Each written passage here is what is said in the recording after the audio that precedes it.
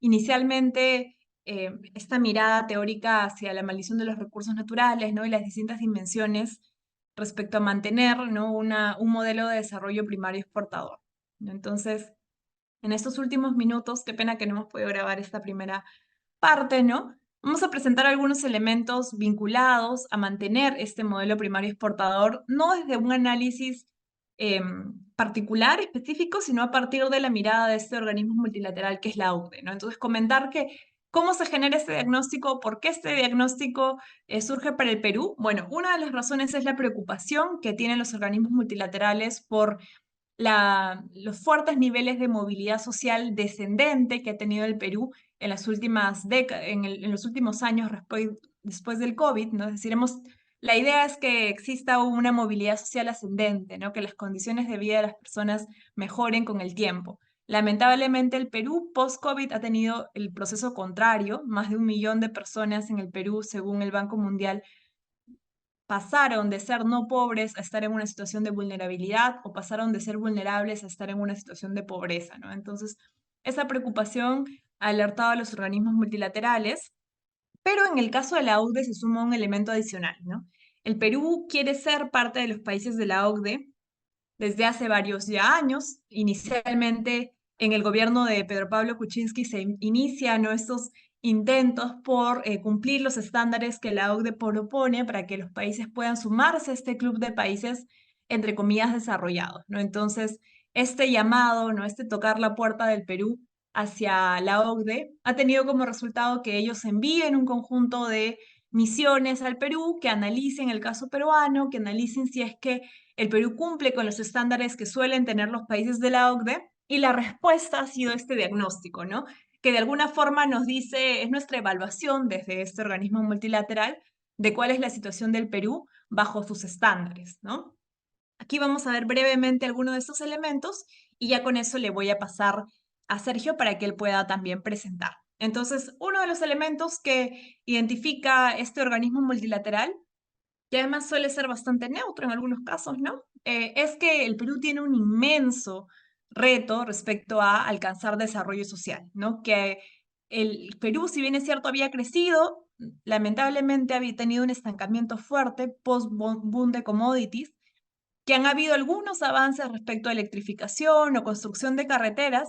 Sin embargo, un paquete de servicios mínimo, ¿no?, que incorpore, por ejemplo, agua, saneamiento, no solamente de forma, no solamente con el check de que se otorga el servicio, sino que se otorga el servicio de calidad, es un pendiente muy importante para el Perú. Y ellos asocian esta discusión a los ingresos tributarios bajos, ¿no? Para ellos es de mucha preocupación que el Perú mantenga ingresos tributarios tan bajos hasta hoy y que existan además pocas políticas para combatir la evasión de impuestos, del pago de impuestos, y no solamente la evasión, es decir, el no pago directo, sino la elusión, ¿no? Es decir, el uso de artificios en la planificación tributaria para no pagar los impuestos y en algunos casos llevar los recursos, las utilidades de estas empresas a paraísos fiscales, ¿no? Entonces, la OCDE identifica que esta mala política tributaria, fiscal, no permite que el Perú pueda tener no solamente más presupuesto por tenerlo, sino presupuesto para poder permitir que las comunidades, distintas partes de la ciudadanía accedan a un paquete adecuado de servicios de calidad, ¿no? No solamente que llegue el agua, sino que el agua no se interrumpa cada cierto momento, que la electricidad también no se vea interrumpida y que afecte el desarrollo productivo de las actividades en esa localidad, que exista saneamiento mínimo en las escuelas, ¿no? Es parte de este informe el diagnóstico de que solamente el 27% de escuelas en el Perú tienen acceso, incluidas públicas y privadas, ¿no? Tienen acceso a agua, saneamiento y electricidad como un paquete en conjunto, ¿no? Que es una cifra muy, muy baja. Otro elemento, y esto ya no lo voy a discutir a profundidad porque lo vamos a ver con Sergio, es el ojo que pone la OCDE en la informalidad, ¿no? Y yo lo presento aquí sobre todo porque está vinculado al acceso a protección social. Las personas que están en una situación de informalidad no acceden necesariamente a una pensión al futuro, ¿no? No van a acceder probablemente a un seguro de desempleo. Entonces se eleva la vulnerabilidad en la que se encuentran si es que los niveles de informalidad afectan un porcentaje mayoritario de la población. No vamos a ver mucho más sobre ello con la exposición de Sergio, ¿no? Y otro elemento importante también señalado por este organismo multilateral son la necesidad de desarrollar infraestructura, ¿no? Carreteras, además infraestructura para el acceso a electricidad, internet, etcétera. Es una gran brecha pendiente en el Perú y que requiere de la generación además de recursos fiscales para financiarlo, ¿no? Otro elemento, y es el que voy a robarme unos minutos para poder discutirlo, ¿no? Es esta necesidad de diversificar las exportaciones que tenemos, ¿no?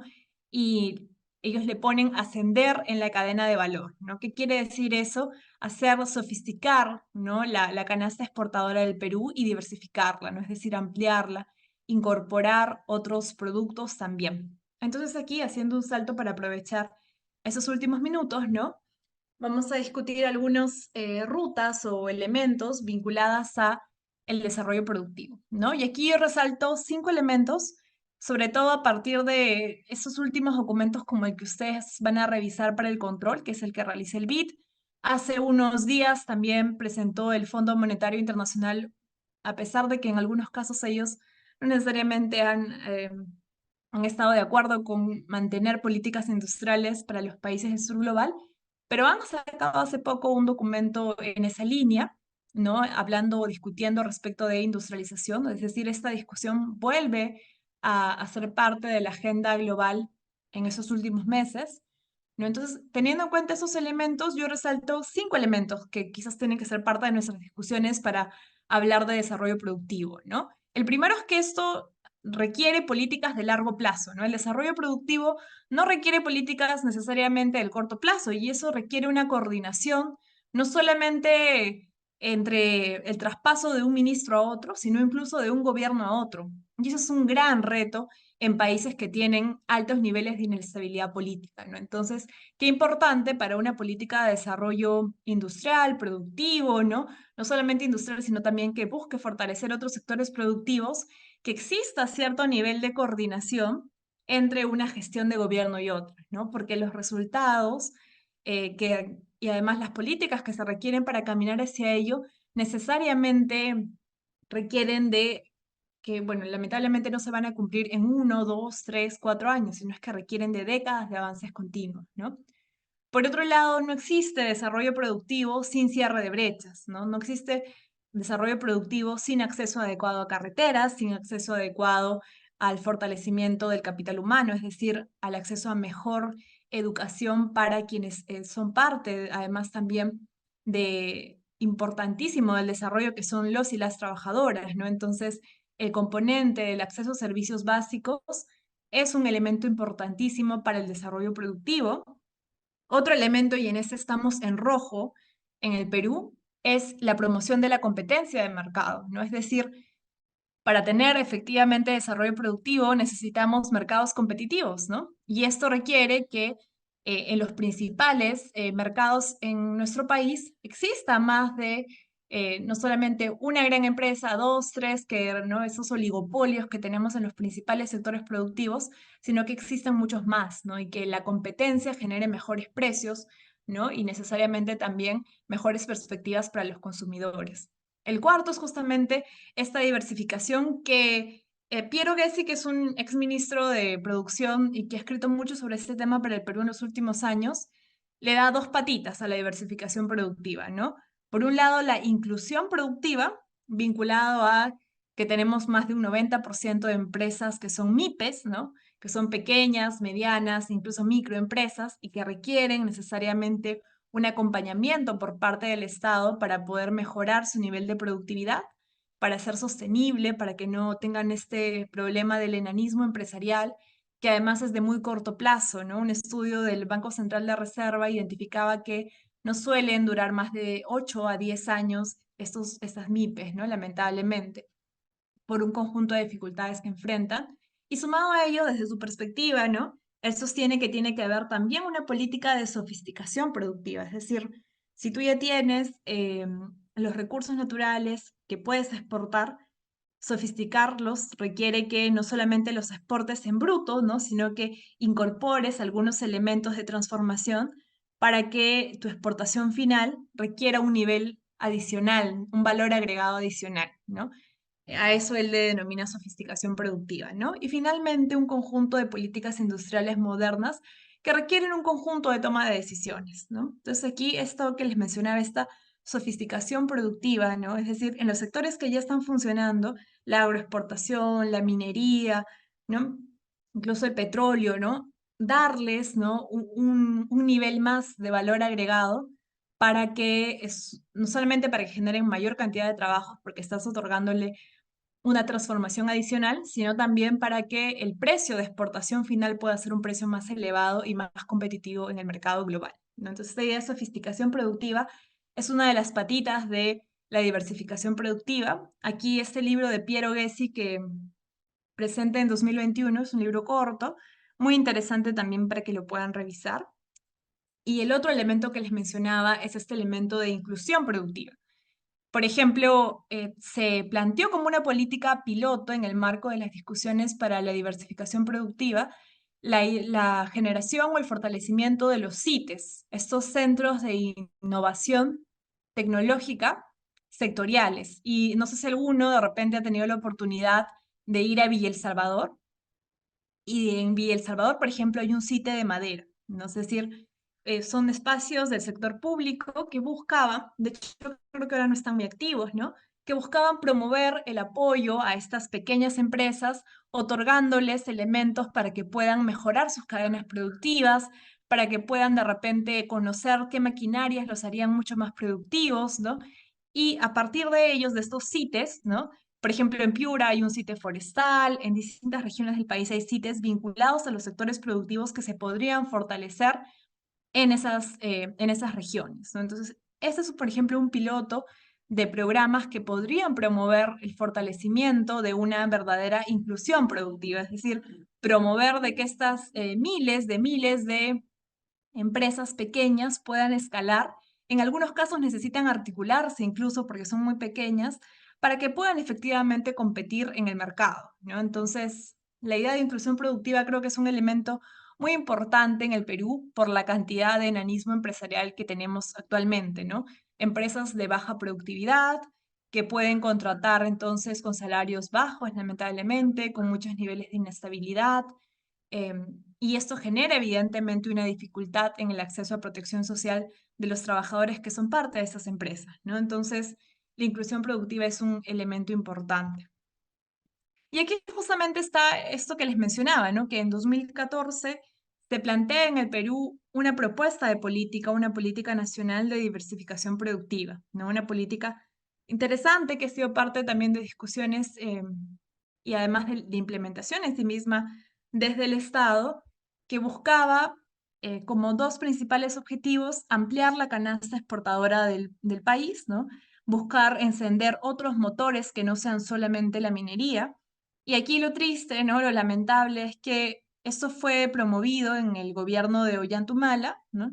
Y una vez que terminó ese gobierno, el siguiente gobierno encarpetó esta política nacional y no solamente la encarpetó, sino que además propuso otra política nacional para evitar que se siga discutiendo la política nacional de diversificación productiva, ¿no? Entonces, se propuso la política nacional de competitividad, que ya no discutía la necesidad de fortalecer otros sectores, sino más bien de seguir, de volvernos más competitivos con los sectores que ya en la actualidad se vienen implementando, ¿no? Es decir, principalmente los sectores primarios. Entonces, se perdió un poco de la discusión nacional esta dimensión de diversificación productiva. Pero esta apuesta de diversificación productiva incorporaba en sus elementos, ¿no?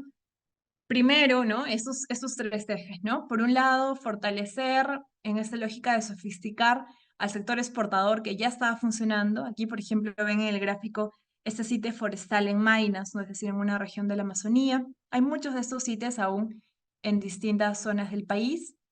Por otro lado, como segundo eje, un eje más intermedio, apuntaba a las empresas que eran medianas empresas que tenían una posibilidad de escalar, que requerían un acompañamiento del Estado, no solamente para formalizarse, ¿no? Sino más bien para elevar su productividad, que es un elemento importante. Y eso requiere, por ejemplo, capital, ¿no? Y el capital, bueno, requiere de financiamiento y lamentablemente aún hay una brecha importante en el acceso a finanzas, ¿no? Financiamiento para estas pequeñas, medianas empresas, ¿no? Lo era mucho más hace unos 20 años, ahora ya en el mercado hay, ¿no? Más cajas, más, incluso los mismos grandes bancos ya están implementando algunos programas, pero aún la escala no es la suficiente, ¿no? Y finalmente, ¿no? Buscaba incluir en la lógica de inclusión productiva que estamos discutiendo, ¿no? A sectores rezagados. Entonces, la diversificación productiva que se propuso en el año 2014 incorporaba esos elementos, incorporaba una dimensión de competitividad, ¿no? Y también incorporaba, bueno, y que eso era un pendiente, ¿no? Las decisiones respecto a una política industrial moderna, ¿no? O sea, ¿cómo se haría una política industrial moderna en el Perú, ¿no? Y esto requiere identificar, sí, esta política, y aquí es más ya desde la teoría, ¿no? Si esta política sería necesariamente horizontal, es decir, beneficiaría a todos los sectores en igualdad de condiciones, priorizaría algunos sectores en particular, ¿no? Por ejemplo, la agroindustria, estas políticas de promoción a la agroindustria fueron una política de promoción de un sector en específico, ¿no? En este caso era una mirada más vertical, ¿no? Y luego, si es que esta política iba a apuntar a necesariamente los sectores que ya existían, es decir, iba a ser un acompañamiento de menor escala, o si iba a fomentar la aparición de más sectores en la economía, ¿no? Esto en términos de Hausman y Rodrik, ¿no? Y finalmente, ¿qué tipo de incentivos se iban a generar, ¿no? Si iban a ser incentivos directos, es decir, el Estado iba a generar apoyo, una banca intermedia de financiamiento, si es que el Estado iba a promover algunos elementos de forma más directa, o si es que finalmente eso se iba a dar a través del mercado, ¿no? Por ejemplo, generando algunas reducciones de impuestos, subvenciones, como se realizó, por ejemplo, con la política de la agroindustria, ¿no? Entonces, son un conjunto de decisiones que se tienen que tomar vinculadas a una política industrial moderna, ¿no? Estas decisiones, ¿no? Y estas políticas más enfocadas al fortalecimiento del sector industrial, como les decía, ya no son parte de las discusiones del Perú en las últimas décadas, lamentablemente, ¿no? De hecho, son pocas las políticas más estructurales que son parte de nuestras discusiones, lamentablemente, ¿no? Por eso y por muchas más razones estamos en un contexto de recesión en la actualidad, ¿no? Y un componente fundamental de una transformación productiva también son cuáles son las características de nuestra estructura laboral, ¿no? Finalmente, un modelo primario exportador, como hemos visto también en estas primeras dimensiones, es un sector que genera muy pocos puestos de trabajo, ¿no?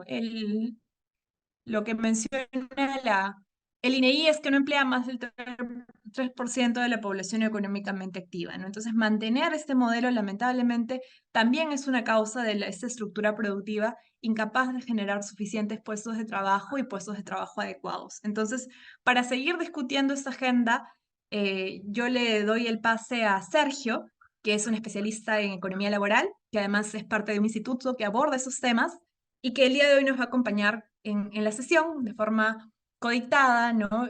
Abordando con mucha más profundidad esta dimensión laboral del desarrollo en el Perú. Sergio, te doy el pase y bienvenido. Gracias por acompañarnos. Sí, como bien comenta Katy, yo soy parte del Instituto de Estudios de Economía del Trabajo. Tenemos ya un par de años como de formación.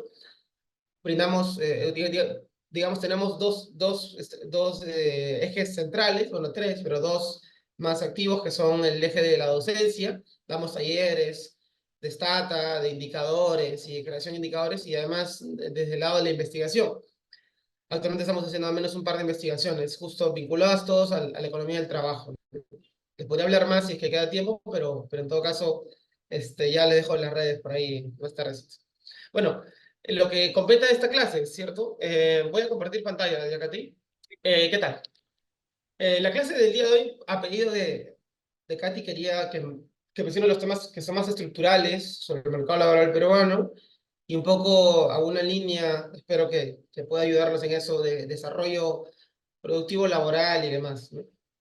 Un segundo, voy a poner acá, voy a poner sus comentarios. Ya.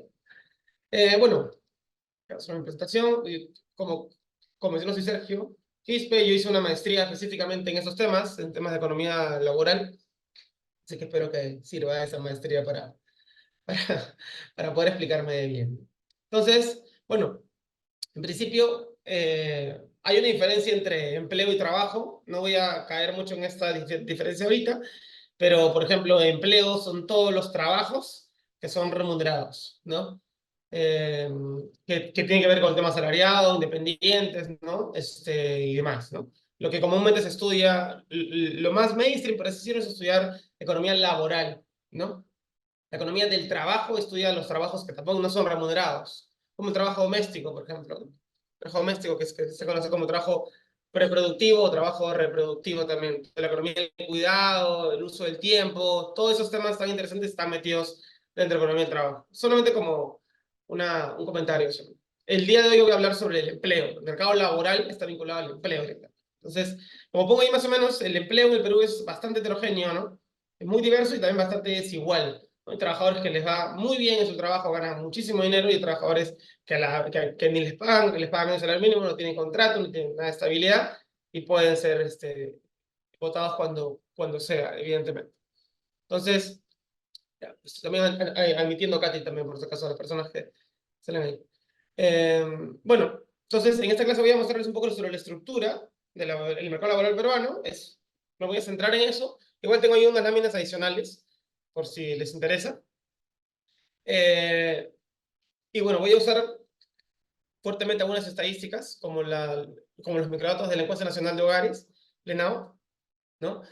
Mucho de lo que les voy a presentar es parte de algunas clases que he dictado antes en la Católica, pero también mucho de lo que les voy a mostrar es uno de los módulos que dictamos en el taller de indicadores socioeconómicos y laborales del Perú, desde el IET.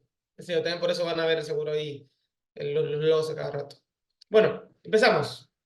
Primero, lo primero, ¿no? O sea, lo primero que deben saber probablemente es esto. Esto es lo más general que existe, ¿no? Lo más general que existe. Eh, que es, que es esto de cuántas personas en edad de trabajar existen, ¿no? Que, bueno, el nombre, más allá de discutir el nombre, sí, o sea, ¿qué es esto, no? Edad de trabajar, es como, ya te toca trabajar, ¿no? Es como edad para estudiar, edad para casarse, edad para tener hijos y demás. Más allá de ese cuestionamiento que puede ser real, más o menos 25 millones. La información del 2022, porque la del 2023 aún no está disponible, al menos con Lenao, no propiamente dicha. Más o menos 25 millones se encuentran en edad de trabajar, ¿no? Voy a hacer varias preguntas después, pero en todo caso, esta me respondo solo, ¿no? ¿Cuál es la edad de trabajar, ¿no? ¿Cuál es la edad de trabajar para el Estado peruano, para las estadísticas nacionales y, bueno, también por consenso con la OIT y demás, ¿no? Es 14 años, ¿no? De 14 años para arriba. Entonces, si tú tienes de 14 años o más, estás en el colegio, en cuarto, quinto de secundaria, tercero incluso, ya estás en edad de trabajar y ya eres considerado parte de la PET, ¿no? Paso rápido esto, porque esto es bastante básico. Eh, entonces, la PET se separa en dos, ¿no? Los económicamente inactivos y los económicamente activos, ¿no? Esa diferencia importante, ¿no? Más o menos son 7 millones los inactivos y 18 los activos. Aquí lo importante saber es que estar considerado dentro de la PEI, población económicamente inactiva, no quiere decir que no trabajes. Quiere decir probablemente que no tengas empleo o que no estés buscando empleo, pero que no trabajes es diferente, por la explicación que acabo de dar hace un rato, ¿no? La diferencia entre trabajo y empleo. Usualmente en la PEI están todas las amas de casa, que claramente trabajan dentro del hogar, trabajan, ¿no? Pero es trabajo. Entonces, el PEI, la PEI está pensada para personas que están involucradas en el mercado laboral, ¿no? Solo como dato, nada más. Es importante tenerlo en cuenta siempre, revalorizando siempre los trabajos que nos permiten estar acá, incluso hablando ahora. Y bueno, dentro de la PEA se separa entre PEA ocupada y PEA desempleada o desocupada, ¿no? También conocida como desempleo abierto, ¿no? Como se pueden dar cuenta, la PEA ocupada, o sea, los que activamente tienen un empleo, son la mayoría, ¿no? Son un montón, son casi el 100%, ¿no? Y la PEA, o sea, y los desocupados son la minoría, como se pueden dar cuenta, ¿no? Por espejo, ¿no? Ahí solamente una pregunta, ¿no? ¿Le sorprenden esas cifras? Porque hay, bueno, ya anteriormente justo vinculados al tema de desempleo al menos, ¿no? O sea, ¿les sorprende que sea tan poco las personas que no tengan trabajo? O sea, eso es más o menos un 4,3% de tasa de desempleo. La tasa de desempleo se calcula así. La PA desempleada entre la PA total, ¿no? Los leo en los comentarios. Si es que les sorprende que sea tan poquito, ¿no? ¿Lo sabían ya? ¿O no? ¿Se lo veían venir? Bueno, igual más adelante voy a hablar bastante sobre esto, ¿sí? Sobre 8% es un alto desempleo. Ya, claro, pero es 4,3, no es 8. Menciona Karina, ¿no? 8% es. Bueno, en Estados Unidos es 10, por ejemplo, ¿no? Y con eso están todo el tiempo, ¿no? Dice, me sorprende que sean tan pocos desempleados, tan pocos sean pocos desempleados, también haya que haya bastante población con un empleo adecuado. Interesante. Justo vamos a ver precisamente eso ahora, ¿no? Claro, la mitad de la población, la mitad de los ocupados tiene un empleo adecuado, ¿no? Qué curioso ese dato, ¿no? Para la realidad que probablemente vemos. Justo, mucha de la presentación va a girar en torno a eso, así que no me detengo tanto por aquí. Pero bueno, ya vamos a ver por qué no es tan sorprendente que exista tan poco desempleado para el INEI, ¿no? En fin, acá solamente una distinción dentro del desempleado, cesante y aspirante. Cesante es alguien que ya trabajó y está desempleado, aspirante es alguien que por primera vez está buscando trabajo. La mayoría de ellos son jóvenes, se imaginarán. Y bueno, el subempleo, ¿no? Que es la otra gran categoría. Los adecuadamente empleados son los que no son subempleados, así que es bastante fácil su definición. Mejor hay que definir el subempleo. Subempleo se divide entre dos, ¿no? Por horas y por ingresos. Brevemente, el subempleo por horas quiere decir, son trabajadores que quieren trabajar más, pueden trabajar más, pero el trabajo en el que están no les permite trabajar más horas, ¿no? Ahí es solamente como un comentario, preguntas, y bueno, en todo caso, denle vueltas mientras yo voy explicando. Los trabajadores de part-time, por ejemplo, los de Kentucky, ¿estarían necesariamente en subempleo por horas? Y ahí la respuesta es sí y no, ¿no? Depende, depende. Si es que pueden trabajar más horas, pueden estar. Si es que quieren trabajar más horas, pueden, pero necesitan en todo caso, ¿no? Poder y querer trabajar más horas, ¿no? Probablemente esos trabajadores están bien con las 18 horas o 20 horas que trabajan a la semana, ¿no? Si es así, no estarían considerados dentro de su empleo por horas y estarían considerados, ¿dónde creen? En adecuadamente empleados. Entonces ya tienes un corte importante, ¿no? Corte importante. Otra vez, por resto están en el otro lado, por resto. Bueno, y por ingresos son los que no ganan, los empleados por ingresos son los que no ganan más de un mínimo referencial, que se llama ingreso mínimo referencial. No confundir con salario mínimo. Empezando a no confundir con eso, porque salario mínimo es una medida, en todo caso, prudente para ver temas de relaciones asalariadas, ¿no? Para ver temas de trabajadores independientes, el salario mínimo no es una buena referencia, ¿no? En todo caso, este por ingresos no es salario mínimo, es ingreso mínimo referencial, que se calcula con una metodología un poco compleja, pero que tiene que ver con la estratificación de la demográfica, ¿no? Y la canasta básica de alimentos. Bueno, en fin, vamos a ver justo precisamente eso ahora, así que empezamos. Entonces, ya quisiera empezar ahorita con la primera característica a pedido de Kate, ¿no?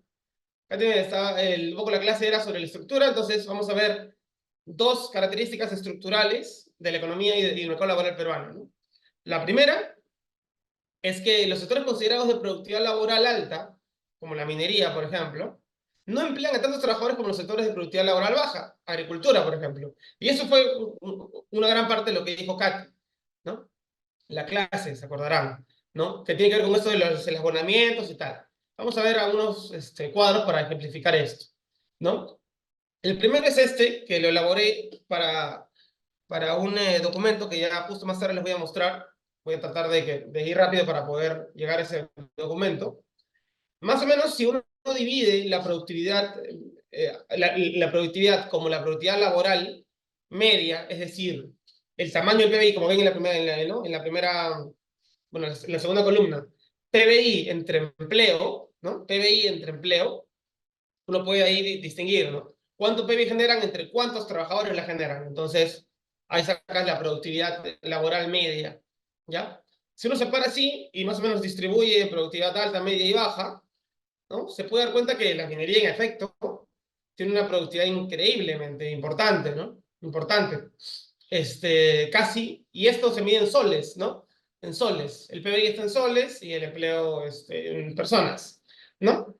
Entonces, más o menos es que un trabajador al año, genera más de 344.000 soles en la minería. En finanzas, lo que ven ahí ya.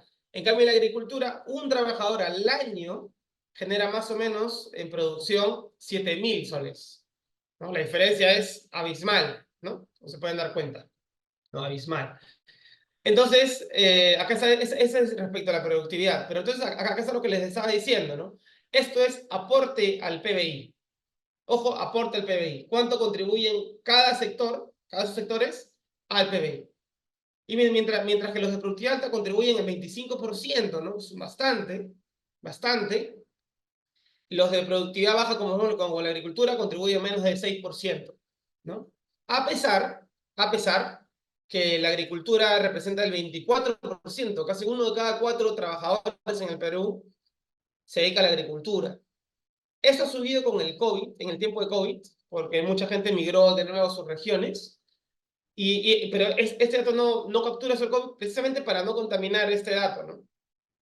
Esto trata de ser lo más general posible, por eso es un promedio entre el 2017 y 2019, ¿no? Promedio, ¿no? Promedio. Entonces, para justo no capturar el efecto del COVID, para que no se piense que es por eso. Entonces, en cambio, los de productividad alta, como pueden darse cuenta, es 3.4, ¿no? Va realmente bajísimo. Es un poco lo que Katy ya les comentó, ¿no? Katy ya les comentaba eso. Y acá repito, ¿no? Es la idea de la productividad alta no genera tantos trabajadores como los sectores de productividad baja. La minería 1.2, ¿no? Finanzas 0.8, en fin, y así, ¿no? Podemos seguir. En fin, esto acá es la misma idea, solo que vinculado con una correlación, ¿no? Entonces, eso acá es lo mismo, pero esto está ahora sí en un documento del propio Ministerio de Trabajo y Promoción del Empleo, ¿no? Lo pongo acá solamente para que vean que es la misma idea, ¿no? Para que vean que eso no es un cálculo que antojadizo, si no está lo mismo, ¿no? La productividad laboral igualito, con 300.000 acá, minería, ¿no? Y representación en el del PBI, ¿no? Esto es participación laboral, de abajo, ¿no? Participación laboral. Y acá igualito, ¿no? Agricultura, 25 como vos estabas viendo, y con un porcentaje bien bajito, ¿no? Este documento lo pueden ver acá, yo igual les paso el PPT, claro, sin problema. Espero que hasta ahí todo claro, si no, solamente preescriban por el chat o preguntan, como quieran. Porque vamos a pasar a la segunda característica del mercado laboral peruano, que también es estructural, ¿no? Es estructural, no es coyuntural, no es de un año, no es por un gobierno, ¿no? Viene con larga data esto, ¿no? Y ahora vamos a pasar un poco a las razones. Que no, que es que existe una relación directa entre productividad, ¿no? Que ya vimos, y tamaño de empresa. Tamaño de empresa. Donde los trabajadores de las actividades con mayor productividad laboral son empresas grandes, ¿no? Laboran en empresas grandes. Y los de menor productividad están en microempresas, ¿no? Eso puede ser obvio, pero la verdad no es tan obvio. Y bueno, más o menos acá otra misma idea de los datos, ¿no? La misma idea de los datos. Como se dan cuenta, si bien existe algún porcentaje importante que está por aquí, el 42% de los trabajadores de productividad alta, porque acá horizontalmente suma 100, ¿no? Horizontalmente suma 100, se encuentran en empresas grandes, de 101 a más trabajadores, ¿no? 42%, es bastante. Es más, podemos considerar hasta acá, ¿no? Pero para ser más serios, 42% es bastante, ¿no? Y en cambio vamos al otro extremo, ¿no? Ahora con la productividad baja es totalmente al revés, ¿no? El 80% de toda la productividad baja están entre 1 a 10, ¿no? Donde lidera fuertemente la agricultura, ¿no? La agricultura, ¿no? Donde el ejemplo que dio Katy de la agroindustria es un lunar, ¿no? Es claro, están aquí, la agricultura la agroindustria estaría aquí, ¿no? En ese 3.6%, que son empresas grandísimas, ¿no? Empresas con RUC que tienen trabajadores sin contrato, ¿no? Que eso se llama, es de la informalidad dentro de la formalidad. Vamos a ver eso pronto. Nada más, Katy, avísame con el tiempo, nada más, por favor, para poder llegar a ver, al menos mostrar todo lo que quiero mostrarles. Y bueno, esta es la otra, el otro dato, ¿no? La agricultura, particularmente en el Perú, y una característica totalmente estructural del mercado laboral, pero también de la economía, naturalmente, porque hay que recordar, y solo lo digo así ahorita de largo, así después lo repito, que es que la demanda de trabajo, ¿no? La demanda laboral es una demanda derivada de la demanda de bienes y servicios, ¿no? Eso vamos a verlo después. Por eso digo que está vinculado el tema laboral con el tema productivo, ¿no? El tema económico directamente. Entonces, la mayoría de trabajadores de la agroindustria, perdón, de la agricultura, son, es agricultura familiar, ¿no? Es agricultura familiar con pero muy pocos posibilidades de evolución productiva, ¿no? De financiamiento y demás, ¿no? Es casi una agricultura de subsistencia, ¿no? Muy vinculada a lo que ya comentó Katy, esto de Lewis, ¿no? Sir Arthur Lewis hablaba sobre esto, lo que veía la agricultura como agricultura de subsistencia y lo industrial, esta dicotomía, era todo lo demás.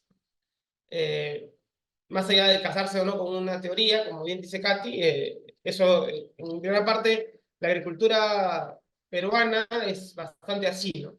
Bastante así. Familiar, precaria y subsistencia, ¿no? Acá un poco lo mismo, ya vinculó solamente para asalariados, no, pero para todo, la verdad, no solo para asalariados, ¿no? Que es lo siguiente, ¿no? Acá como pongo, ¿no? La mano de obra marginal en el Perú se concentra en los negocios o empresas con menor número de trabajadores. Es más pequeña. Es lo mismo, solo que desde otra mirada, ¿no? Acá por contrato, ¿no? Con tenencia de contrato o no, ¿no? Mientras más grande sea la empresa, la proporción o la probabilidad, como quiera verse, de tener contrato aumenta, ¿no? Y mientras más pequeña sea, disminuye, ¿no? Fuertemente. La misma idea sobre estar registrado en la SUNAT, ¿no? Mientras más grande tu empresa sea, es mayor la proporción de personas que están perdón, que empresas que están con registro en la SUNAT, ¿no? Unas estadísticas para que lo tengan claro, lo tengan a la mano, ¿no? Todo igual, mismo promedio, y está casi 50-50, ¿no? Vamos, mal que bien 50-50 en el promedio, ¿no? Pero cuando uno ve el detalle, ahí ve la magia, ¿no? Un poco lo que oculta el promedio, ¿no? Que es una gran heterogeneidad, ¿no? Según qué tipo de trabajo tienes, según qué empresa eres, ¿no? Otra característica más, estamos solamente reafirmando más los puntos, ¿no?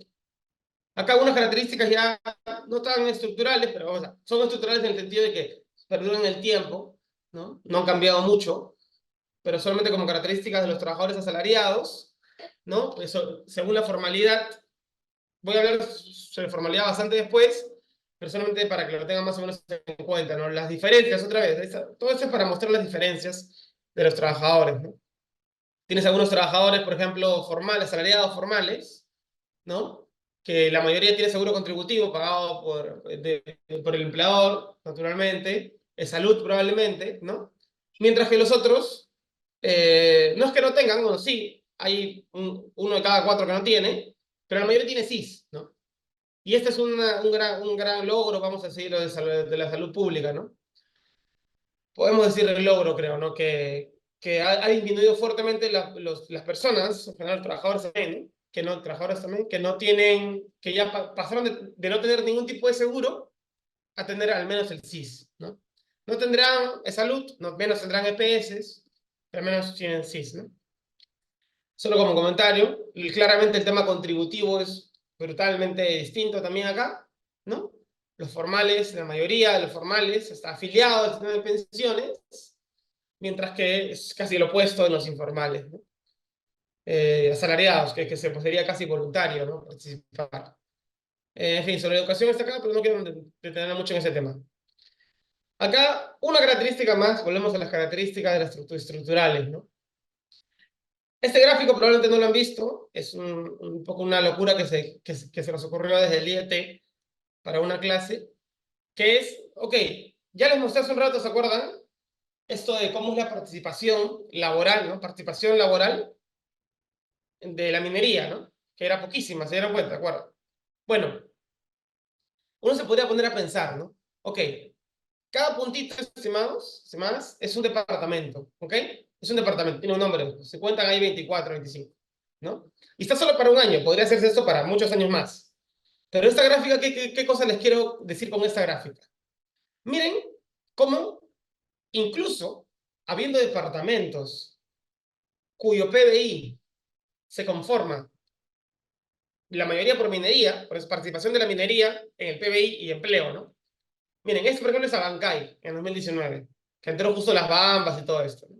Puede ser un outlier, le llamamos en economía, ¿no? O sea, puede ser un efecto exagerado fuera de ahí. Pero bueno, miremos en todo caso lo demás, ¿no? Se dan cuenta, estimados, estimadas, que el porcentaje de lo que representa el PBI en el departamento, en el PBI del departamento, puede aumentar, ¿no? Puede aumentar fuertemente, ¿eh? 50%, 40%. Y a pesar de que aumente, el porcentaje de empleo que genera sigue siendo 2. ¿Se dan cuenta? ¿Cómo sigue siendo 2? Entonces, no es que, o sea, entonces, si es que la minería creciera más, ¿no? Creciera mucho más en el departamento, en el Perú, como sea, el Perú sería el agregado de todo esto, no es que se genere más empleo, pues. Y eso lo puedes ver con esto, ¿no? Lo puedes ver con esto. A veces llega, ¿no? Al 8, ¿no? Entonces, más bien parece un extremo, ¿no? La mayoría está aquí, ¿no? Está dentro del rango del 2. Ustedes dirán, ah, Sergio, pero fácil, fácil eso es siempre. Siempre pasa así, ¿no? Y esto, antes de decirles, esto no es lo que te dice el libro de texto, ¿no? En la clase de economía, Katy citaba ahí a un profesor antes, no es lo que te diría el libro de texto. El libro de texto te debería decir que si más producto, más empleo. ¿Qué industria creen? ¿Con qué sector económico? La industria, miren. Miren cómo se ve en la industria. La misma idea de hace un rato. Participación de la industria en el PBI y en el empleo. Miren cómo se ve. Se ve pintadísimo, ¿no? Una línea, una relación directa clarísima. Clarísima, ¿no? Más PBI, más participación de la industria en el PBI, más participación laboral, ¿no? Más participación laboral. Salvo esos extremos, ¿no? Que haya pasado por ahí. Pero bueno, ¿entendieron esta gráfica? ¿Sí? ¿Les interesó? ¿Les gustó? La minería genera mayor desigualdad. Es una pregunta que fácil Katy está más dispuesta a responder. Pero vinculado a todo ese tema de la maldición de recursos naturales, como bien comentaba Katy, los estudios dirían que sí, ¿no? Los estudios dirían que sí. Por un tema de reparto de dividendos, ¿no? O sea, tienes una minería local donde la gente que está vinculada ahí tiene más ingresos y la demás no, ¿no? Que muchas veces la demás se dedica a la agricultura y la agricultura se ve afectada, entonces los ingresos de esas personas disminuyen. O sea, un poco lógico, ¿no? ¿Qué departamento será? No, no lo tengo ahorita en la mano, Brian. ¿No? Ahorita no lo tengo en la mano, en la acá te referirás, me imagino. No, en la acá, ¿no? Casi 8. Pero es claramente un caso aislado, ¿no? Un caso aislado. Creo que lo importante es tener la idea clara de este 2%. Gracias por las preguntas. Avanzo. Este es un gráfico que también quiero mostrarles, espero que no nos confunda. Alguna vez que he explicado esto a unos alumnos de economía, se ha confundido. Entonces, mientras más participa ese sector en el PBI, más pega. Claro, en el anterior, sí, Shandé. En este sí, ¿no? Mientras más peso tiene ese sector, la industria, en el PBI, más empleo genera. O más empleo requiere. Ya mira, puedes mirarlo como quieras, ¿no? Más empleo necesita, más empleo requiere, más empleo genera, ¿no? Te pueden ver por ahí. No quiero más. Eso me lo voy a saltar porque me puede faltar tiempo, así que voy avanzando. Si es que estamos bien con el tiempo, bueno, regreso. ¿Ya? Katy, igual avísame cada vez que puedas, Katy. Bueno, acá ya un poco más sobre las características del mercado laboral peruano, ¿no? Es un dato que aún no presentaba, ¿no? He hablado antes sobre salariados e independientes, pero no he mostrado esto, ¿no? Eh, ¿Cómo está conformada los que trabajan, ¿no? Que ya vimos que es el 95% de todos los que están dentro del mercado laboral, ¿no?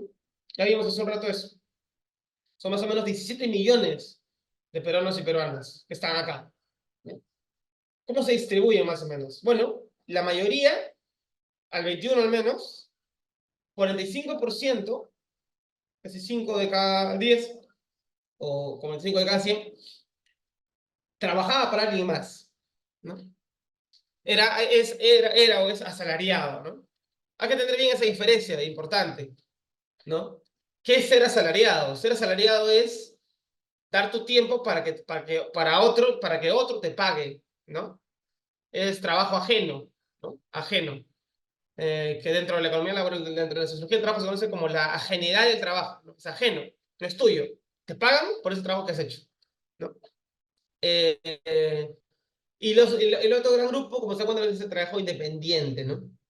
Los trabajadores independientes, que son, como se dan cuenta, claro, los dependientes, como menciona Karina, ¿no? Karina, ¿no? Sí, lo veo bien. El otro gran grupo son los independientes, ¿no? Los cuenta propia, los mal llamados, para mí al menos, que estudio esos temas, emprendedores, ¿no? Dentro de los independientes, si bien existe cierta heterogeneidad, también la mayoría de independientes es por subsistencia, ¿no? No encuentra trabajo dentro del mercado asalariado y tiene que recurrir, ¿no? Al trabajo independiente. Vamos a ver si se habla más sobre eso después. Pero esos son los dos grandes grupos, ¿no? Importante igual que tengan en cuenta eso del trabajo familiar no remunerado, ¿no? 11% con la pandemia esto subió, se dan cuenta, 2019, 2020, ¿no? Más de 3 puntos porcentuales, es un gran incremento, ¿no? A costa del trabajo asalariado, se pueden dar cuenta. ¿Qué cosas son los trabajadores familiares no remunerados? ¿Alguien tiene idea? ¿Se le ocurre algo? Trabajador familiar no remunerado, ¿no? Los leo mientras van escribiendo. Pero el nombre da ciertas pautas, pues, ¿no? Trabajador familiar no remunerado. Será unos segundos más a ver si se animan. Trabajo reproductivo ni independiente ni asalariado. Interesante, pero no. Como ya mencioné hace un ratito, estos son todos los trabajadores, los que participan dentro del mercado laboral o los que participan dentro del trabajo productivo, ¿no? Esta es toda la PEA ocupada, ¿no? Lo que dice que el trabajo reproductivo, ¿no? Estaría dentro de la PEA del PEI, ¿no? Porque estaría solo trabajando ahí, ¿no? Esto de aquí, el trabajo familiar no remunerado, hace referencia a los ayudantes. ¿Se acuerdan que ustedes seguro han ido a una bodega, ¿no? Y en una bodega está un niñito, una niñita, ¿no? A veces adolescente, ¿no? Voluntarios menciona, okay, tengo un conflicto con el término voluntario, pero vamos a conversar, puede que sí, si esté vinculado a eso. Claro, no reciben salario, sino reciben especias, vivienda, comida, ¿no? Pero son familiares, practicantes no remunerados promedio. No, no es un practicante, no confundir eso, ¿ah? Mejor así, si hago estas diferencias. No es un practicante. Empezando, es un trabajador familiar, ¿no? Es de tu familia, de tu núcleo familiar. Es el que te ayuda en la casa, en la bodega, en el negocio familiar, ¿no? Es explotación, bueno, definitivamente es explotación, porque no te están pagando, ¿no? No te están pagando. Solo que el que le explota es parte de tu familia, ¿no? Eh, porque está vinculado un negocio familiar. No se olviden de ese dato, ese dato es importante. Es una afirmación.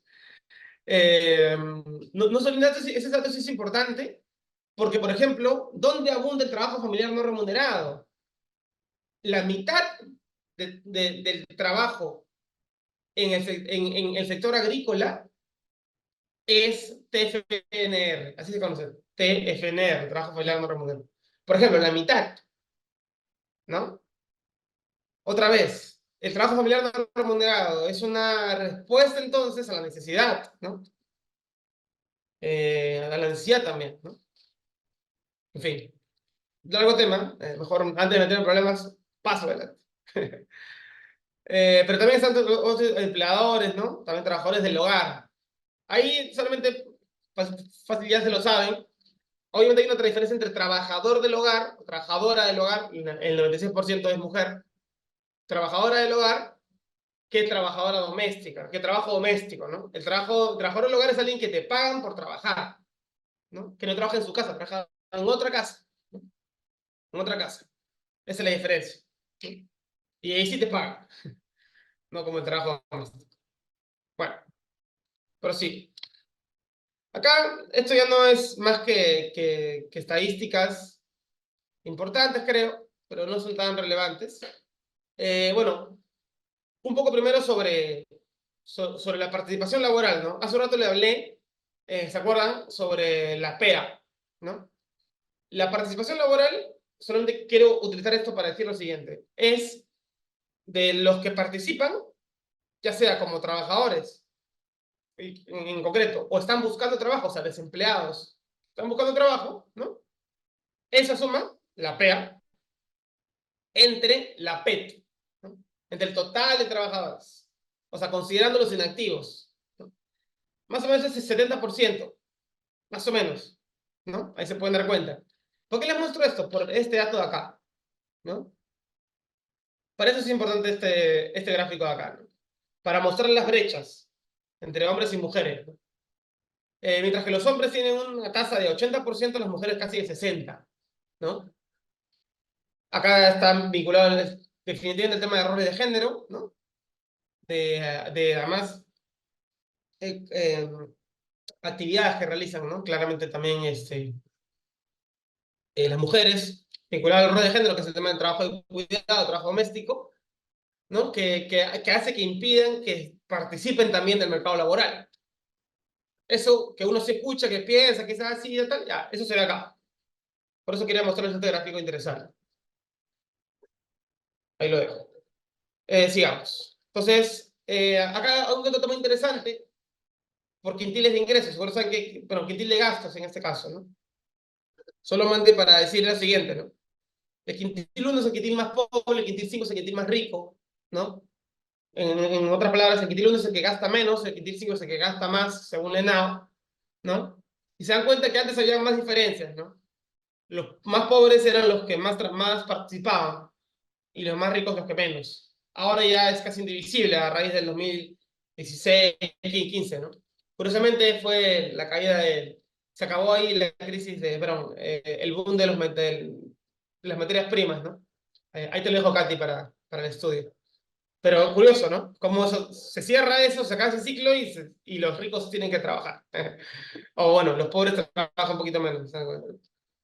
En fin, tasa de subempleo, interesante también, lo que es lo que le estaba mostrando, una clara caída en el periodo, ¿no? de boom de los metales, ¿no? Preciosos, se estancó y se estancó, pues, ¿no? Casi que se estancó. A partir de 2014-15 se estancó, ya no hay más. Y bueno, vino la pandemia y nos devolvió a la realidad, ¿no? Que es que no tenemos estabilidad laboral, ¿no? Que es que los trabajos son bastante volátiles, ¿no? Bastante volátiles y demás, ¿no? Entonces, la pandemia nos devolvió ver, como ustedes lo voy a hacer ya, 2020, black, ¿no? Más de 10 años de disminución de tasa de desempleo, ¿no? A cifras del 2008 nos devolvió la pandemia, ¿no? Con la informalidad pasa algo muy parecido, ¿no? Sí. Acá esta misma precariedad, esta misma diferencia, brechas entre hombres y mujeres se mantienen en el subempleo, ¿no? Entonces, las mujeres participan menos del mercado laboral y cuando participan, la mayoría, más mujeres que hombres, participa como subempleada, ¿no? Importante que lo tengan siempre a la mano esos datos. A veces uno los puede suponer, pero justo esta clase quería que dejen de suponerlo y que un poco sepan qué dicen los datos, ¿no? Todo esto con fuentes del INEI, ¿no? Claramente, ¿no? Si ambos bajaron, ¿no? Y cuando suben ambos. Cuando bajan también ambos, ¿no? Un patrón ahí como estructural de diferencias, ¿se dan cuenta, no? Como van así en bloque. Interesante eso, ¿no? Eh, si es que uno pensara que las políticas públicas de género vinculadas a temas laborales tendrían efecto, las mujeres deberían caer mucho más, pues, ¿no? Si fueran políticas activas, una forma de ver que es casi algo estructural esto es que no ha cambiado nada. Se ha mantenido la misma brecha. ¿no? Bueno, acá la misma historia, solo que más corto porque solamente desde 2012 de datos, en temas étnicos, ¿no? ¿No? El subempleo afecta en mayor medida a los indígenas o afroamericanos que a los blancos o mestizos. Dato que puede parecer obvio, con toda la estratificación social, étnica y de clase que existe en el Perú. Bueno, se puede ver aquí, ¿no? También, solo lo pongo para que lo vean el dato. Y acá están los quintiles de ingresos, los quintiles de gasto, marcadísimo, ¿no? Al 2004, la mayoría, casi el 100% de trabajadores de hogares con el quintil de gasto más bajo, más pobres, que era casi todos subempleados, ¿no? Lo bueno está en que al menos al 22, 7 de cada 10 lo es, ¿no? No al 100 al menos, ¿no? Curiosamente, los hogares con mayor nivel de gasto, mayor nivel de gasto, también tienen su empleo, ¿no? También tienen su empleo. Curioso. En todo caso, es un dato solamente estadístico que lo dejo ahí. ¿El subempleo tiene mucho que ver con temas educativos? Sí, tiene que ver, ¿no? Tiene mucho que ver con los temas educativos, ¿no? Mientras más es, el nivel de educación culminado, el porcentaje de subempleados disminuye, ¿no? Se pueden dar cuenta, ¿no? 17 para los que terminaron, mientras que para los que no tienen ningún nivel educativo, 72% de subempleo. Fuerte. El promedio está acá. ¿Sí? Supongo que lo sabían. Si tienen dudas, preguntas, solo me comenten, ¿sí? Voy pasando más rápido porque quiero llegar a otra parte. Acá está lo que les decía de tasa de desempleo, poquísima, ¿no? La urbana es más grande porque la rural, la mayoría se emplea para el trabajo en el campo. Entonces, la tasa de desempleo rural es más chiquita. Por eso casi se usa siempre urbana para ver mejor los mercados laborales fuera de lo rural. O que pequeñísima, ¿no? Casi constante, si se dan cuenta, ¿no? O sea, y eso que mi, ¿cómo se llama esto? Que mi escala es no es tan grande, ¿no? Acá hay una escala de 0 al 100, ¿no? Y se ven los cambios. Esta escala de 0 a 25 y la justo se ven los cambios, ¿no? Bueno, la pandemia hizo que todo esto se raye, ¿no? Obviamente. Igual ni pasamos el 10%, ni en la urbana. Eh, la diferencia entre hombres y mujeres en tasas de empleo es imperceptible, no es estadísticamente significativa, sería el término correcto. Entre indígenas y afroamericanos también, si se dan cuenta, hasta más, es un poco más, la de blancos o mestizos, ¿no? Y ahí ya te va apareciendo rara, ¿no? La tasa de desempleo, ¿no? ¿Qué mide la tasa de desempleo realmente? ¿Para qué nos sirve, no? Por quintiles, la prueba de, ¿no? Cualquier cosa, ¿no? Fácil para esto sí sirve un poco para ver la diferencia generacional, ¿no? La tasa de desempleo es casi 20% en los más jóvenes, ¿no? Naturalmente, ¿no? Salen del estudiar, no tienen trabajo, buscan trabajo. Un desempleado es aquel que está buscando activamente trabajo y no lo tiene, ¿no? 20%. La mayoría, joven, ¿no? Entre los 20 y 24, uno puede ser optimista y decir, ya consiguió trabajo, por eso disminuyó la tasa de desempleo. No, no consiguió trabajo y por eso se creó su propio trabajo. Esa es la realidad, ¿no? Esa es la realidad. Ya tuvo que decir, ya tengo que chambear de algo, ¿no? Así que ya. Acá solo quería mostrarles que no seguía mucho la tasa de desempleo, para eso es este gráfico. Su comportamiento es acíclico, ¿no? En macroeconomía, en la universidad, en economía menos, nos enseñan que la tasa de desempleo es contracíclica. Cuando sube el crecimiento, cuando crece la economía, cae la tasa de desempleo. ¿Eso es así? No, pues no, en Perú no pasa eso, chicos, chicas. No pasa eso. Dato característico, estructural de la economía peruana también, que no deben nunca perder de vista, ¿no? En Perú no pasa eso, para nada. Esa es la economía, ¿no? Ese es el crecimiento económico, variación del PBI real, ¿no? Puede haber fuerte desaceleración con la crisis de 2009. Y es más, la tasa de desempleo bajó incluso. Bajó cuando hubo desaceleración. Sube un montón, bueno, vuelve a crecer, baja de nuevo, ya, bien. Pero acá de nuevo, no vuelve a caer o vuelve a enfriarse la economía y la tasa de desempleo está como conmigo no es, ¿no? Eh, sí, eso.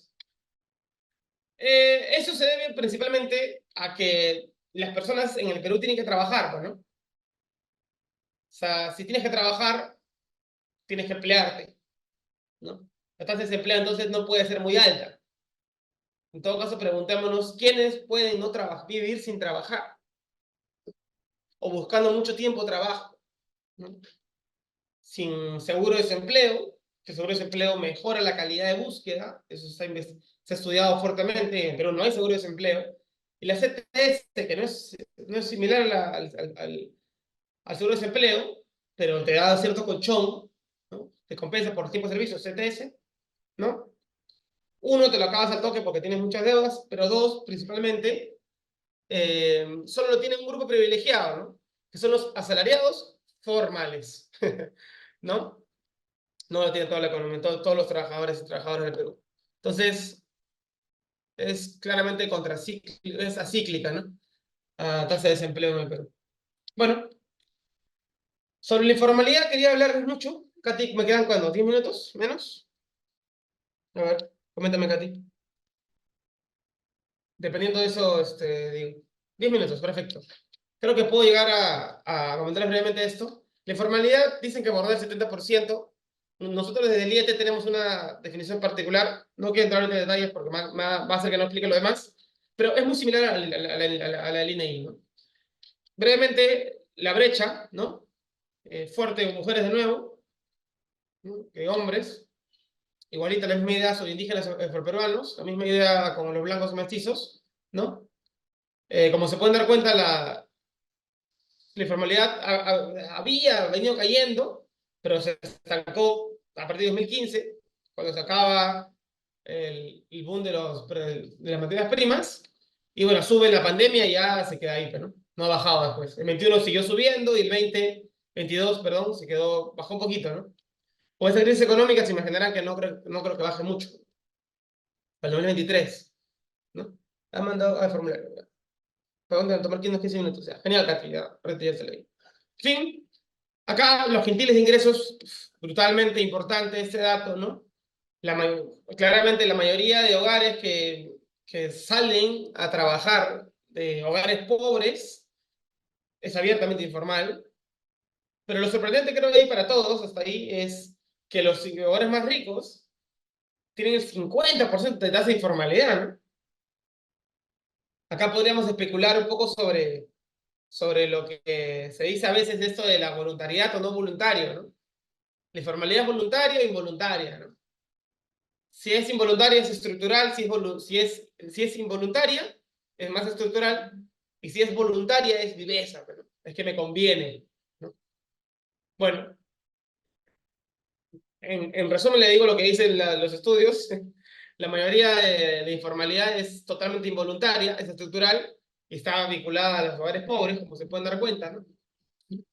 No sé si es necesario decirlo, pero el pobre no es pobre porque quiere, entonces tiene un trabajo informal porque no puede tener uno formal, ¿no? Que más quisiera él tener uno formal. La discusión que fácil cambia para los hogares más ricos, ¿no? Que son poquísimos, si se dan cuenta.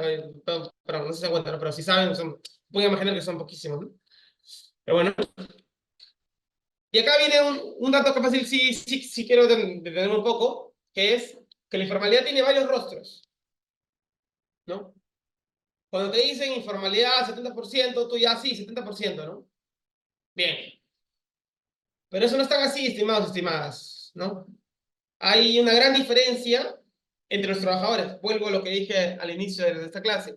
La gran heterogeneidad de los trabajadores es bastante amplia.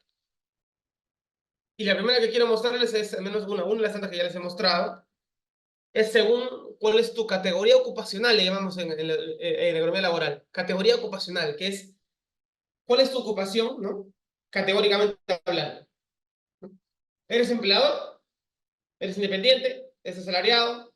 ¿Trabajas para el Estado? ¿Trabajas como trabajador doméstico para otra persona? ¿No? ¿O eres TFNR, ¿no? Acá no fui TFNR porque los TFNR por definición son informales, ¿no? Que no te pagan, ¿no? Pero estás 100% informales, por definición. Datos interesantes aquí, ¿no? Miren las grandes brechas de vulnerabilidad existentes, ¿no? casi 100%, salvo en el 2020 que cayó un poquito y después ya, las trabajadoras del hogar que trabajan ya en condiciones de dominación explícita, de abierta jerarquía, ¿no?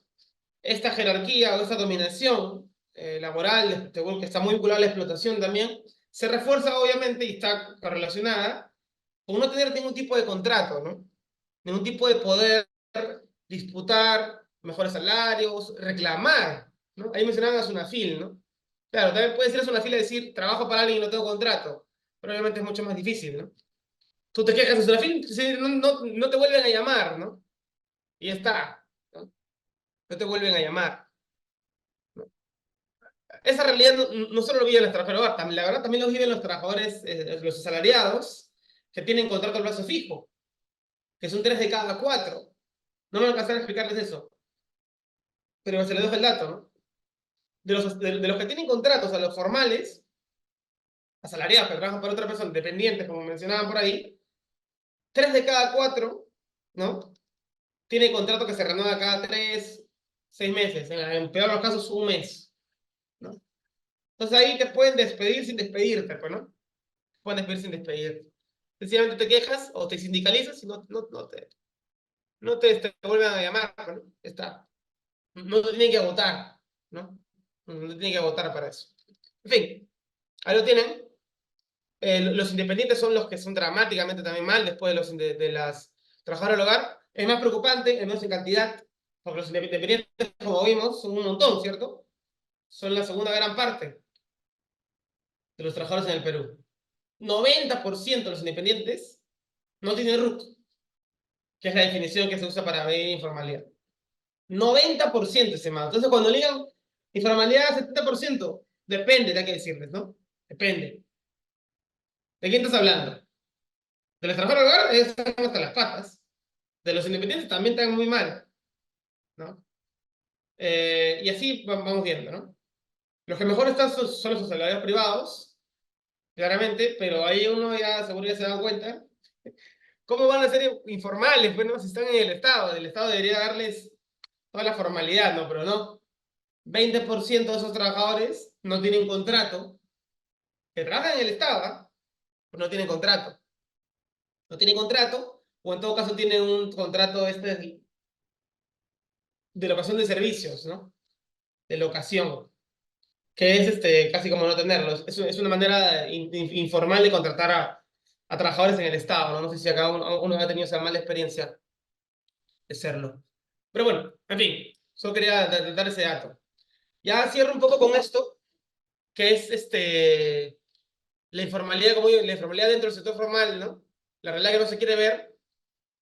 De todo este mundo informal, estimados, que les conté hace un rato, ¿se acuerdan? De todo ese mundo informal, hay una partecita que son informales, o sea, ponte, no tienen contrato, por ejemplo, imaginemos, asalariados, estoy hablando, ¿no? Que no tienen contrato, pero trabajan para una empresa formal. Ellos son los que se llaman empleo informal en el sector formal. Ahí lo ven ahí abajito, ¿no? Con otro color lo pueden ver acá a la izquierda, que es más o menos, ¿no? Más del 10%, pues, ¿no?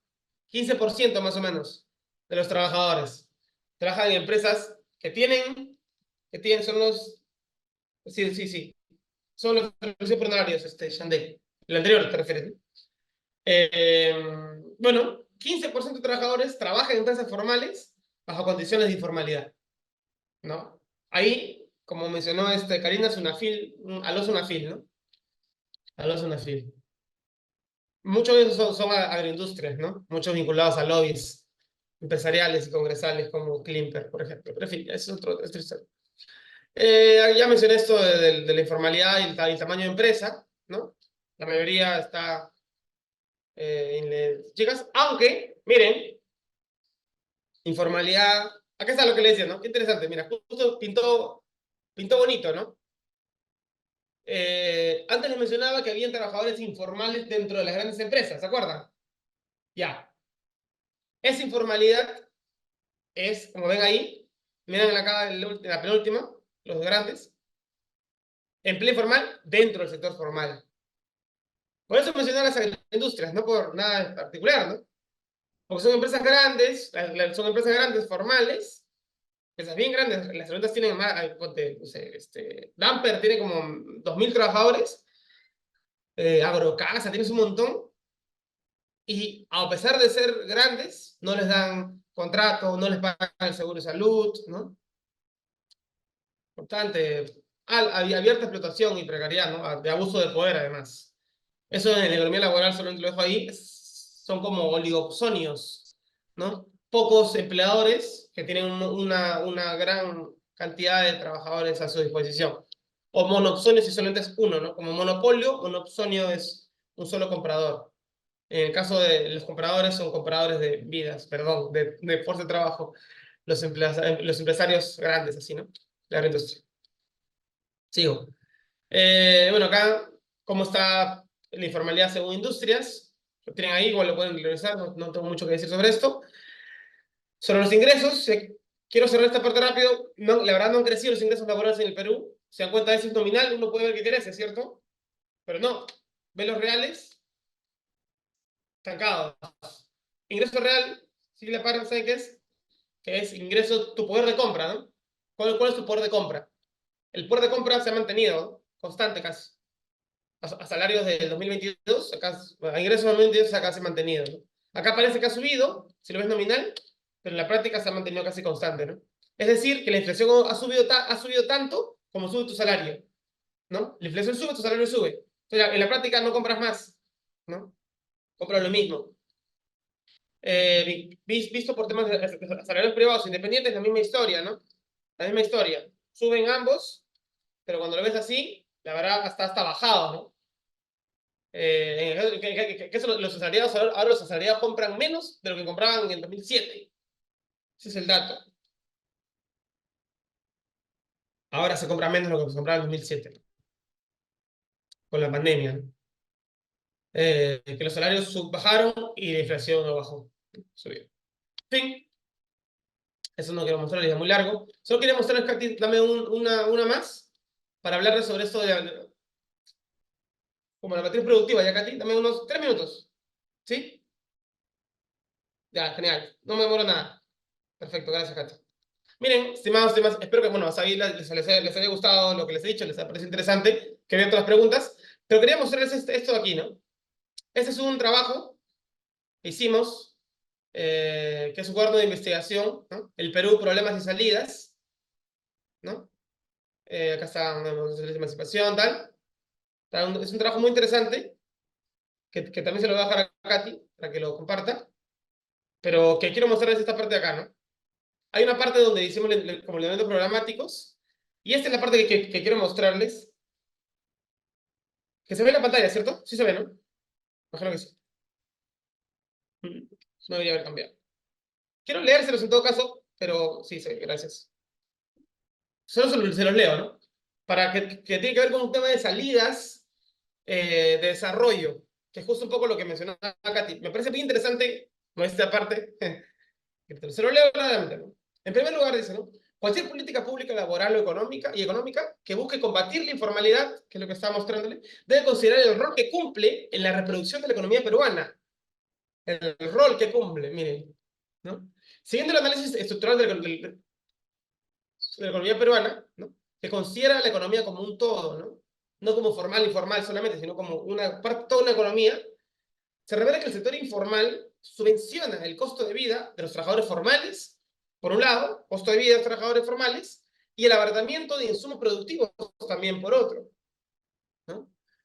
De esta manera, ¿no? Como entendiendo la informalidad como una respuesta, en principio, ¿no? Y como funcional al propio carácter que ha seguido el desarrollo económico capitalista en el Perú, ¿no? Los lineamientos programáticos de corto plazo, que le llaman, ¿no? Puntos de corto plazo, lo que sea, deben tener en consideración esta característica, ¿no? Ya. Puntualmente, digo, ¿no? Una de las principales políticas clave de corto plazo para afrontar el problema de la informalidad en el Perú se encuentra ¿dónde? En la dinamización del propio mercado. Ahí tienen ya una salida. ¿Por qué? De manera teórica, primero. La canasta de consumo de un individuo, ¿no? Se determina en función a sus necesidades, preferencias y la restricción presupuestaria con la que se enfrente, ¿no? Para el caso peruano, esta canasta se conforma de bienes y servicios producidos por empresas y trabajadores formales, pero también informales, ¿no? En ese sentido, un mayor ingreso disponible de las familias, ¿no? Ampliaría la compra y, por lo tanto, las ventas de las empresas informales, ¿no? Lo que podría impulsarlas a adquirir dinámicas que el sector formal facilita, como el financiamiento y demás, ¿no? Como servicios financieros y gestión empresarial, pongo, ¿no? Entonces, por ejemplo, acá pongo un ejemplo, ¿no? En esta línea, políticas de mejoras salariales, como el salario mínimo, o que aseguren una distribución más equitativa del excedente productivo, como leyes que faciliten e incentiven la asociación de trabajadores, sindicatos y demás, contribuirán a la formalización de empresas, pero también de trabajadores de la economía peruana, a través de la dinamización del consumo privado. Asimismo, el ingreso disponible en los hogares también podría incrementarse, ¿no? Si algunos servicios básicos, como educación, salud, vivienda, fueran cubiertos por el Estado. Ahí está la conexión, estimados y más, con desarrollo social, ¿no? Desarrollo del Estado, el desarrollo de servicios básicos con la informalidad. Cómo eso se conecta con la economía y cómo eso genera, como menciona ahí, que el ingreso disponible de las familias sea mayor. ¿Mayor para qué? Para consumírtelo, ¿no? Mayor para eso, ¿no? Se sugiere la extensión de políticas públicas que mejoren el acceso a salud y tal, ¿no? Bueno, también acá hablo sobre las brechas de género, importantes también, ¿no? Porque si la mujer ganase tanto como el hombre, había un incremento también del consumo, ¿no? Naturalmente. Y son salidas de mercado, ¿no? Salidas que no son así radicales o incluso ilusorias, ¿no? Se podría mencionar, se podrían hacer. Acá planteo algunas, ¿no? Un censo también de microempresas, pero ya, en fin, eso era como lo quería mostrar, estimados. Gracias más bien, dejar de compartir. Gracias más bien por el espacio, Katy. Perdón más bien si me extendí un poco. He hablado como una hora, creo. Pero bueno, eso en todo caso son mis preguntas, perdón, mis apreciaciones, mi exposición. Gracias. Buenísimo, Sergio, muchas gracias. Esta dimensión del desarrollo productivo no podía no contemplar este componente de la economía laboral que has presentado bastante bien. Te agradecemos muchísimo. Más bien, tenemos ya nuestra dinámica que un poco es costumbre en el curso, de luego pasar a una discusión a nivel de grupos, ¿no? Eso nos permite consolidar lo aprendido y también tener la oportunidad de generar puntos adicionales para nuestro control final. Entonces ya hay chicos que tienen de hecho 4 puntos adicionales porque han estado en los dos grupos, y esta es la última oportunidad de ganar 2 puntos adicionales. Entonces, de repente, antes de pasar a los grupos, si es que hay alguna pregunta en el chat, podemos aprovechar ahora para hacérsela llegar a Sergio. Eh, Hay unos segundos para que puedan irlo poniendo por el chat de repente. Y si no, Sergio, no sé si tú ya tenías, me comentaste algunas preguntas para que puedan ser parte de la discusión en los grupos. Yo los Sí, voy a poner en unos 5 grupos, vamos a darnos unos 20 minutos para discutir internamente en los grupos. Y luego, como saben, un representante, esta vez será la última vez que escucharemos a los representantes porque es el cierre del curso, va a presentar las discusiones dentro de su grupo, las conclusiones a las que hayan llegado, y con eso terminaríamos ya nuestro curso con una foto final, además de cierre, que nos ha recomendado los organizadores para tenerlas como evidencia. Entonces, creo que ha quedado bastante claro. Además, las preguntas han ido surgiendo durante la ponencia también.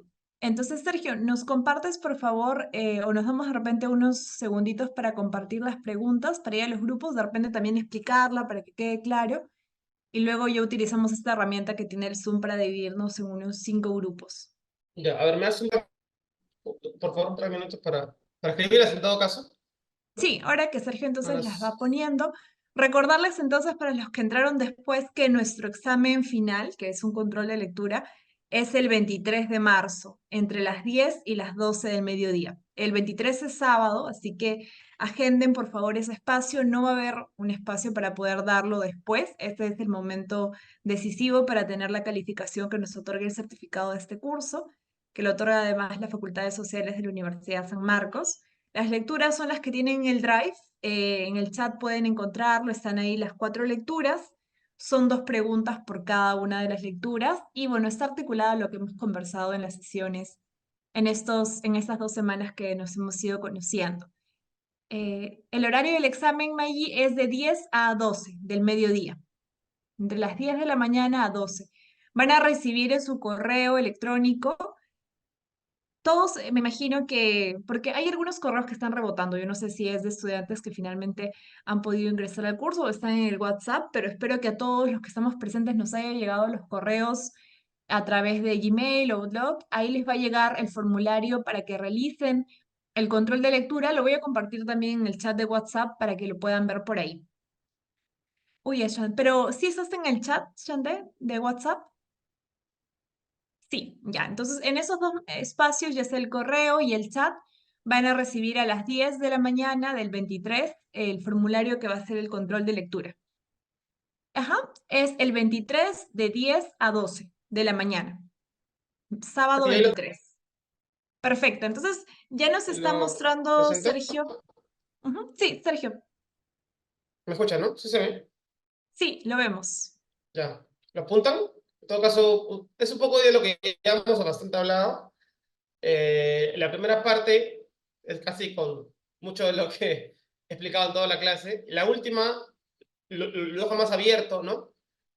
Fácil, hablamos un poco de eso al final, el último que les dije, pero creo que con lo que se mencionó antes se podría discutir un poco sobre el segundo, ¿no? Sé que es un poco ambicioso, seguro, pero en todo caso fácil podrían discutir en la segunda parte, por ejemplo, eh, las políticas que se han venido implementando, por ejemplo, ¿no? Una solución supuestamente para reducir la informalidad ha sido históricamente reducir los derechos laborales, ¿no? Eso, ¿cómo entra ahí, no? O sea, ¿cómo reducir derechos laborales incrementaría la formalidad según las características estructurales que hemos visto, ¿no? Un poco de la respuesta parece obvia, ¿no? Pero en todo caso lo dejo ahí para que se agarren ahí en discusión.